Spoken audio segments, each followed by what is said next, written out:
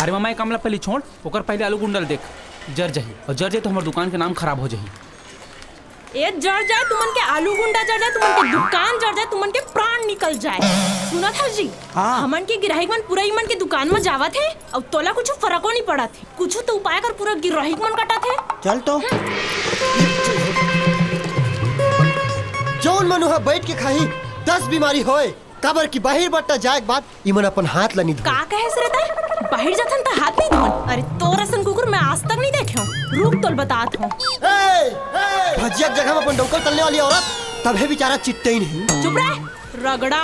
चुप रह काम वाली बाई, अब अपन झारल संभाल के रख। नीति ही मेरे पटक ना तो 2 टुकड़ा हो जी, ना तो ते भजिया तल सकबे ना तो ते आलू गुंडा बना सकबे। तेरी तो मोर घर वाली बाई ले काम वाली बोलत। रुक तोर मजा बता दू। हां मोर बाई काम वाली बाई बोलत। चल अपने अपने दुकान में चलो, जिसका आलू गुंडा बढ़िया रहेगा वहाँ ग्राहक जाएगा, समझे? आहा क्या आलू गुंडा है, क्या चटनी है।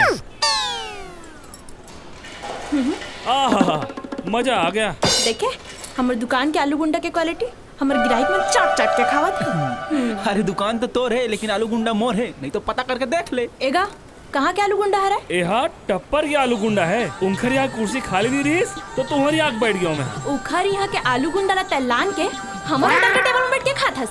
चल भाग यहाँ ले, जी हाँ ले आलू गुंडा ला कैसा तीन बैठ के खाबे।